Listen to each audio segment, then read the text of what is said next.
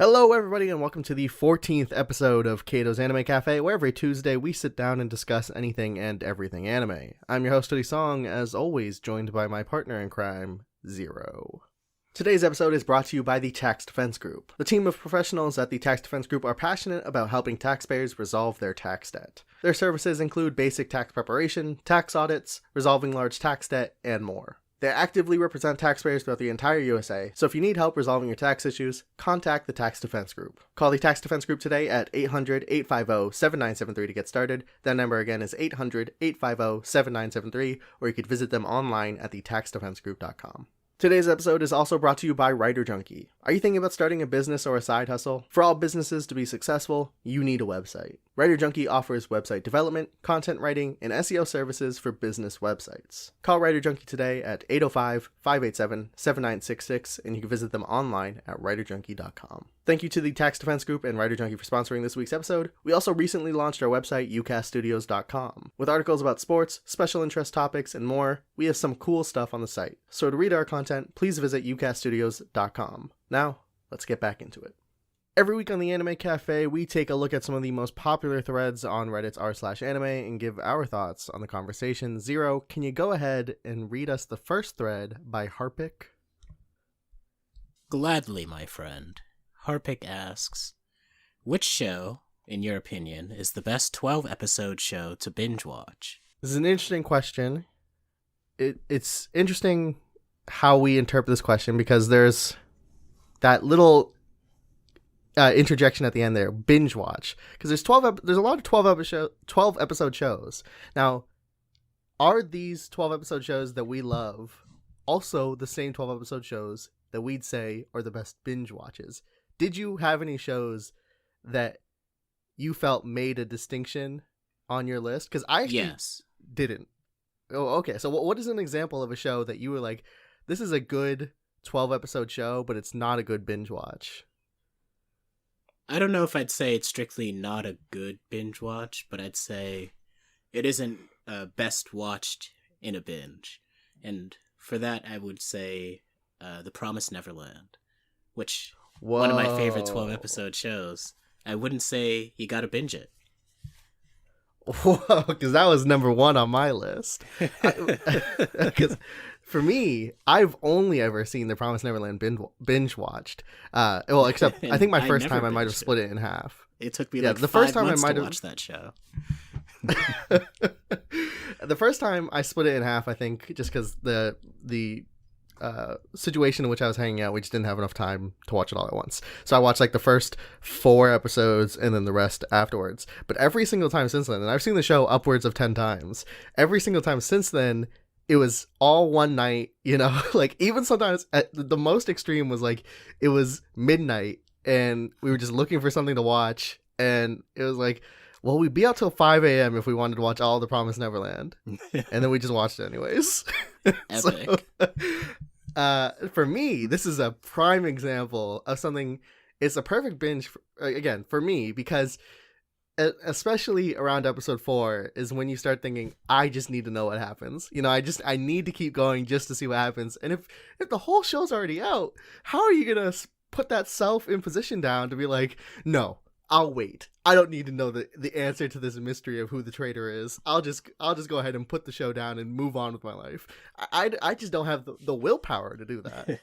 I understand that inclination, but I do think part of the fun with a series like this is waiting for the next installment, waiting with that mystery in mind, and just imagining all the various scenarios that could unfold. I mean, I can empathize with that position. I don't know if I agree, but I can empathize with it. One of the ones that I just now realized, I didn't have it written down, but one of the shows that I wanted to put on my list, but didn't because of this binge-watching distinction, was One Punch Man, which, as you guys know, is one of my favorite anime ever. You know, in a previously discussed episode, it was potentially the best anime of the last 11 years. So for me, it was a situation where I was thinking about One Punch Man. I was like, does this reward you for watching it all at once?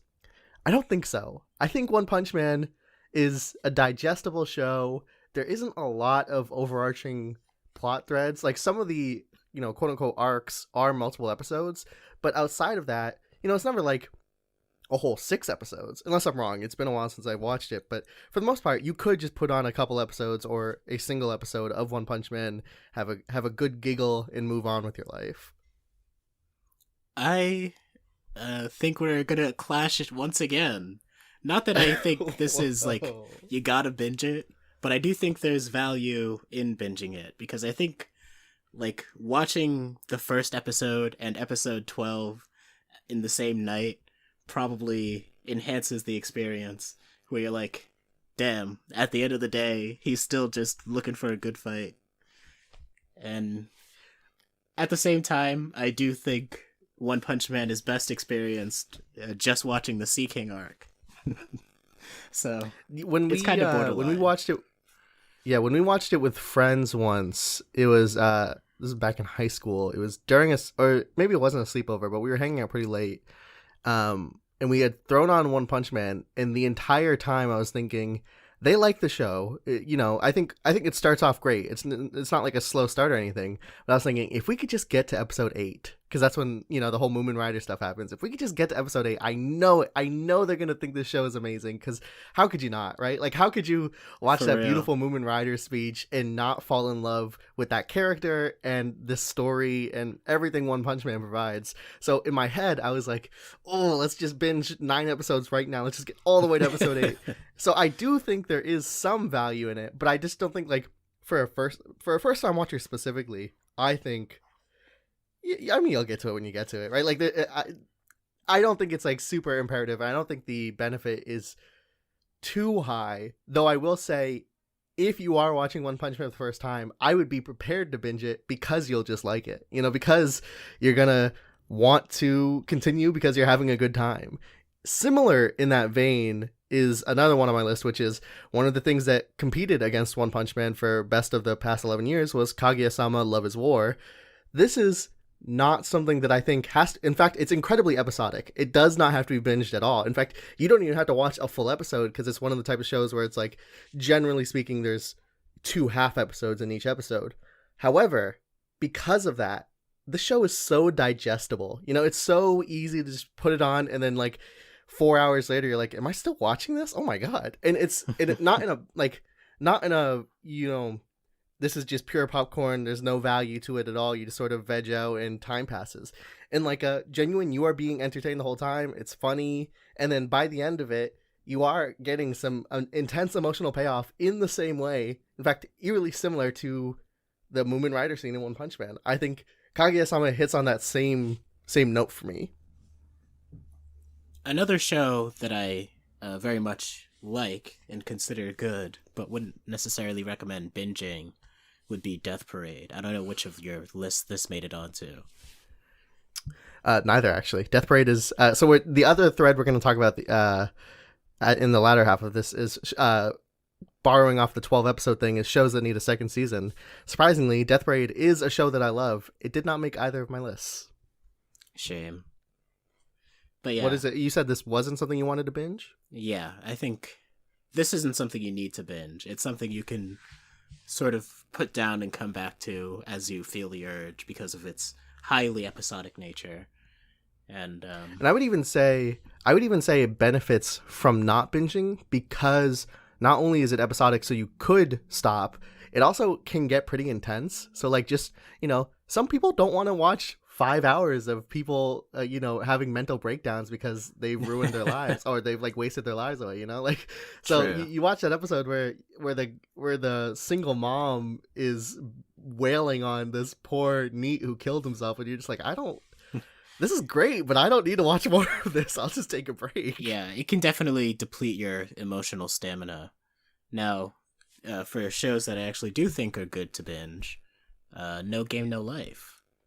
Pretty good binge show. I honestly don't know how I feel about it quality-wise. Like, I don't know if I would say it's better than Death Parade at this point in my life. But it's definitely a good watch. And the faster you watch it, the less you think about all the weird stuff that's happening.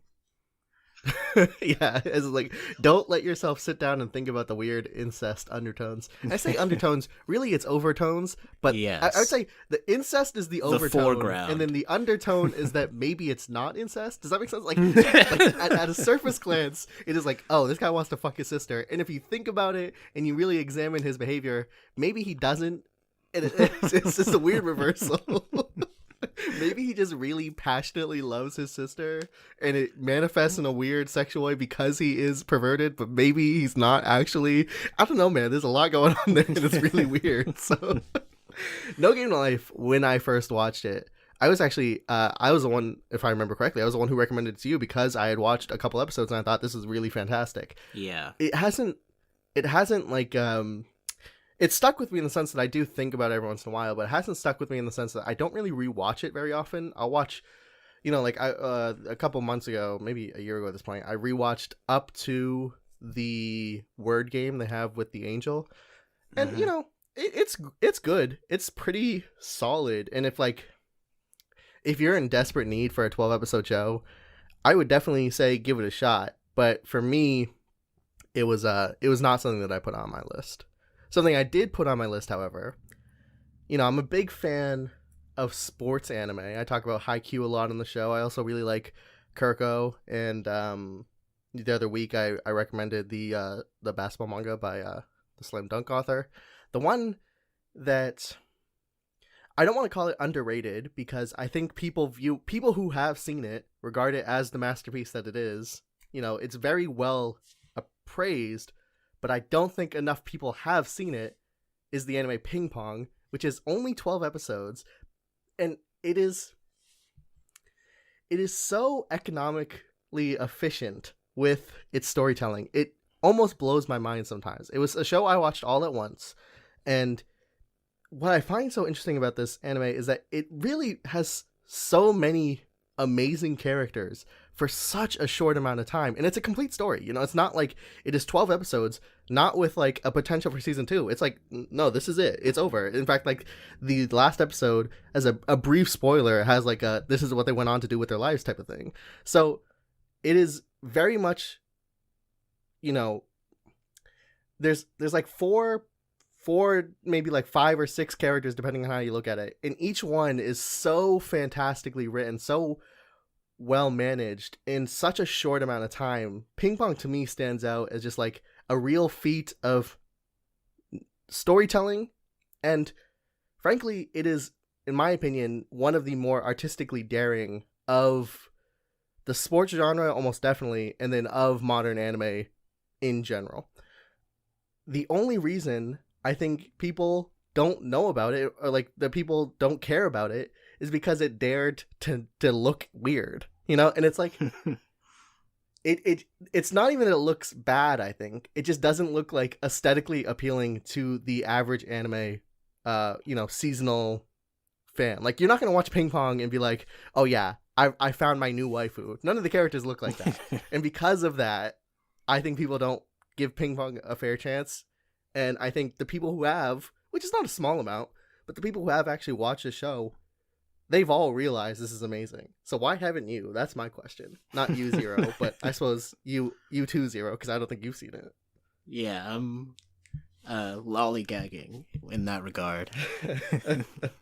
I do actually think you would like it. Maybe not like, I don't think it'll become your new favorite, but I do think you would like it. Yeah, it's one of those things like, Berserk or JoJo's before we started reading it, where it's like, wow, this just has such a reputation. I'll get to it. I promise. Yeah. Well, listen, even with Berserk and stuff and JoJo, there was this pressure of like wanting to have the right opinion. You could just watch Ping Pong and never talk about it because it's like no one's gonna ask you about it. no one's gonna say like, that is true. Like, people care whether or not you like JoJo or Berserk. No one cares if you like Ping. I mean, I care. I want people to like Ping Pong, but no one. It's not such a hot topic that people are like, hey, are you gonna make a Ping Pong video? Hey, you're gonna make a Ping Pong? No, we're not. We're just never gonna make Ping Pong videos. I'm sorry. Who knows? Maybe one day. Probably not. Maybe. Almost certainly not. I have one more All right, show what's next on your that I list? thought was good, but that I didn't think would be best to binge, and that is Bakuno. What do you think of that statement? Fuck. Well, almost doesn't it?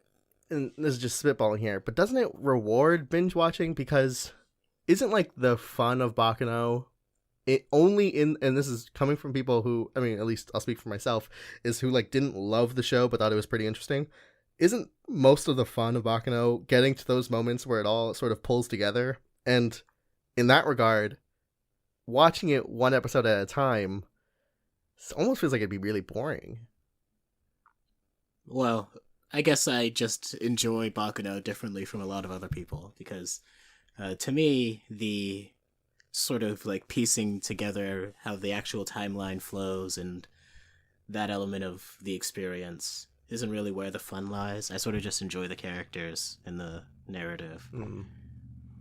Yeah, it's possible. It's been a while. It actually hasn't even been that long since we watched Bakuno. I think that was literally just last year. But if I haven't seen it in the last 3 months, then I don't know. I basically just haven't seen it. True. That's why I'm constantly watching Death Note and Code Geass over and over. If I'm wrong, or correct me if I'm wrong, but did you just say we've only gone through the ones that actually aren't even on your list yet? How many are on your list? No. Because I only have one left. The first show, or that was actually on my list, was No Game No Life. And I have 3 more shows that are on the list. All right, give me another one. Kakegurui. Which one's that? That's the prison school-esque gambling anime. Yeah, that's the Ahegao gambling show. Yeah.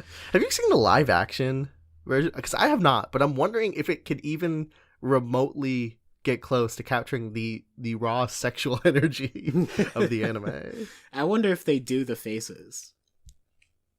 I'm gonna look that up. I don't think I'll watch it, but I'm gonna skim an episode just to see if they do, because I can't imagine they would. I can't imagine any actress agreeing to do that. I hope they do. I really hope they do the faces.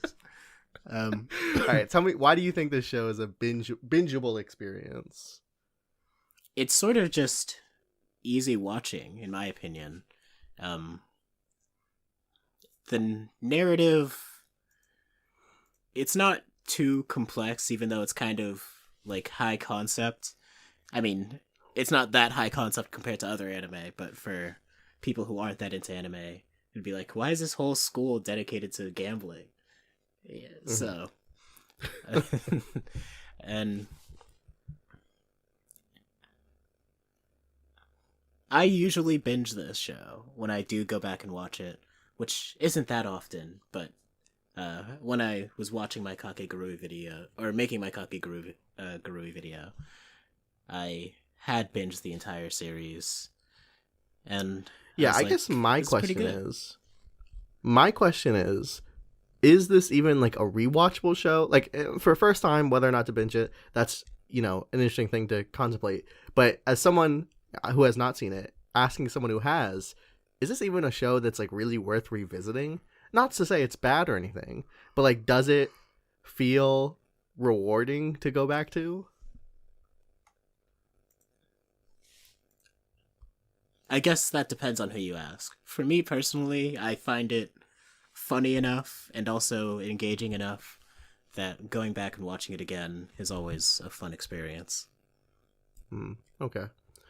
Well, to go back to my list real quick, I actually have 2 more. One is I'm gonna save one for last because it is my cheat answer, but the one that I alluded to last week. But the actual one that I have that does follow the rules is Mob Psycho 100. This is, it is everything we said about One Punch Man and Kaguya and all the other episodic shows that we think are bingeable. Well, technically I said One Punch Man wasn't, but whatever. It is all stuff like that, except unlike One Punch Man, it's a little more plot heavy. There is actually stuff going on. And like The Promised Neverland, for me, it was, you get, and actually even this very same episode, you get to episode 4 and it's like, you don't want to put this down. Like episode 4 where Mob has his mental breakdown against Teru. It's just, all right, I don't know if I got his name right, but at that point, you're in love with this character. You want to see him succeed. You want to keep watching his journey. I don't think you have to binge Mob Psycho, but you're gonna want to. I agree with that. I mean, I'm one of those people who is more into the One Punch Man than the Mob Psycho. But I got to admit, one is just really good at writing. He really is. He really is. All right, let's get back to your list. Give me your last two. So, next I have Haven't You Heard I'm Sakamoto? Another show that I think is just a good, funny, fun watch. And I do think there's an element to it that's like interested in the one-upmanship of every other student at the school constantly trying to take Sakamoto down a peg. It's something that like you can watch happen for 12 episodes without it like getting stale, in my opinion. And my final item is Paranoia Agent. This is one I say rewards the viewer for binging through its narrative, because it well, I think seeing the mystery unfold, it's sort of intriguing, even though in my personal experience I kind of wanted it to go a different way. It was still like sort of satisfying to see it all play out. Paranoia Agent gets my seal of approval as well. I think the better Satoshi Kon work is Perfect Blue, at the very least in the sense that it's more watchable. Paranoia Agent is, I don't regret having seen it. I enjoy it a lot. I don't know if we didn't have to watch it for a review, I would have gotten through it all. So forcing yourself to binge watch it, in my opinion, is probably the best way to do it. So the last one on my list, this is the cheat answer I've been alluding to. I've been teasing. The best 12 episode show to binge watch is in fact 24 episodes, and it's Steins Gate. Now here's what I mean. You cheater. Steins Gate, I think the best way to watch Steins Gate is in watching the first 12 episodes all at once. I think if you now, I know a lot of people think I know the common criticism of Steins Gate, the one that I tend to agree with, is that it's very slow. And I know a lot of people are slow and not as good as the rest of the show. It's a little boring sometimes. I know a lot of people will defend the first 12 episodes. A lot of people say it's necessary. I think they're lying. Well, I think that's what they believe. I just think they're wrong, I guess is the better way to phrase that. I think the best way to watch Steins Gate is you have to watch all 12 episodes at once and then get that climactic emotional payoff of realizing what this show actually is. And I'm not going to say it because if you haven't seen it, you got to experience it. But I just think getting through all of that, and I don't think it's bad. Like, I don't think the first 12 episodes are awful or anything. I just think they're lulling you into a false sense of security. And if you weren't aware of what's going to happen halfway through the show, you might just not get through it all. But if you do force yourself there, I think that 12th episode, or maybe the 11th episode, man, that is the one. So I put it on the list because I do think when you're watching Steins Gate, it is not 12 episodes. You got to watch all 12 episodes at first. You feel me? I mean, I remember like talking to you after we had seen the 12th episode of Steins Gate and being like, damn, that shit just hit the fan. Yeah. It'll definitely grab you at that point if it hasn't already.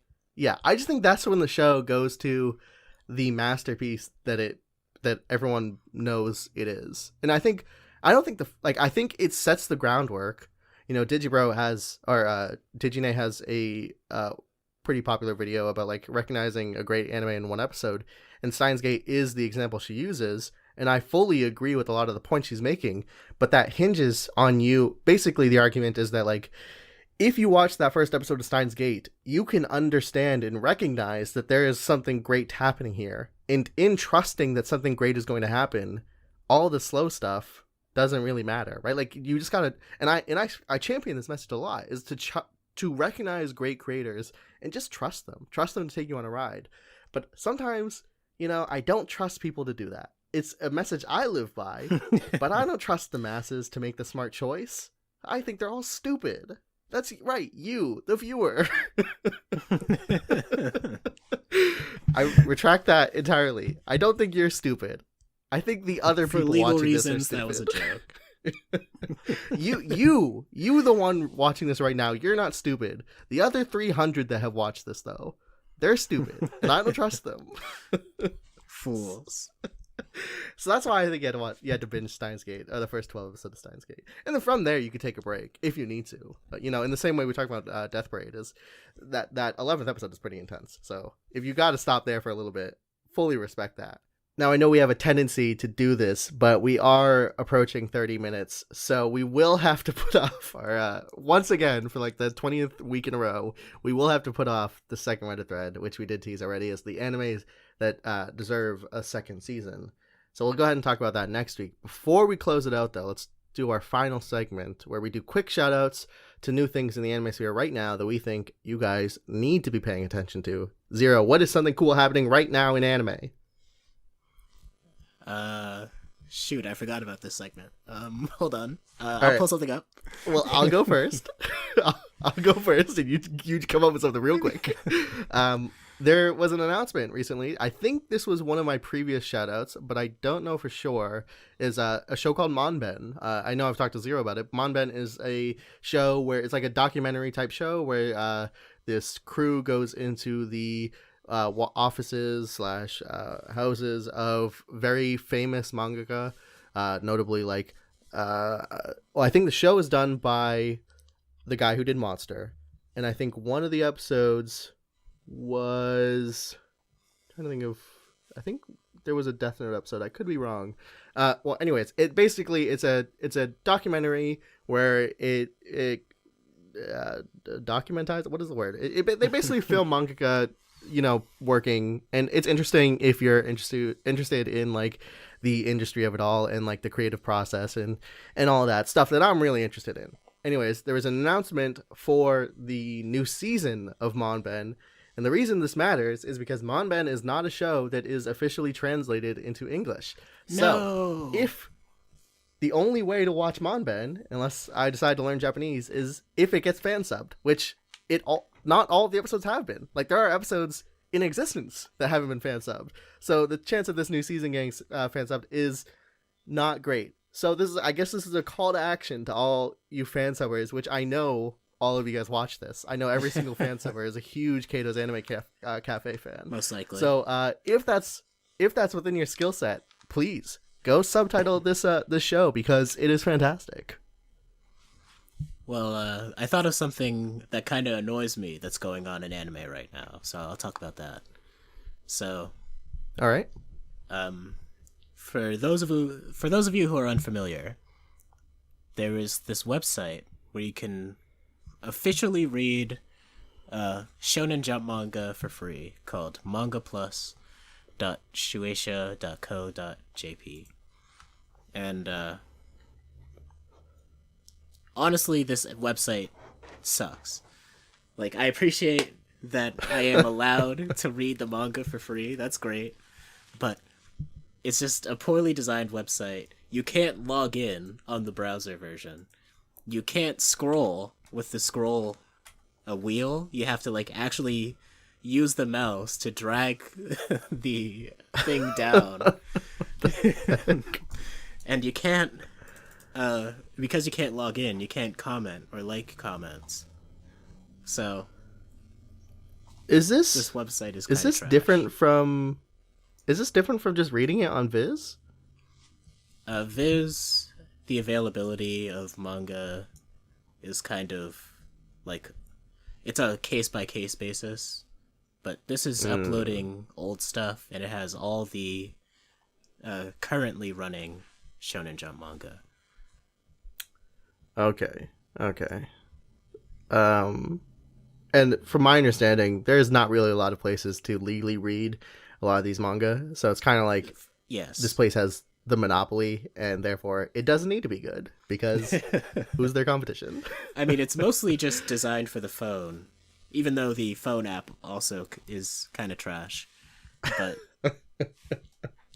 Yeah. All right. So all you fan subbers who are watching, go fan sub Monben, and all you developers on this site, please fix the site. I think that's going to do it for this week's episode of Kato's Anime Cafe. Let's give a quick shout out again to this week's sponsors. Thank you, Writer Junkie in the Tax Defense Group, for sponsoring the Anime Cafe. And thank you to all 300 of you fan subbers listening at this very moment. You can catch us uploading every Tuesday to UCast Studios' YouTube channel or your favorite podcast apps by searching for UCast Studios. I've been your host, Hoodie Song, with my partner Zero, and we'll see you guys next week.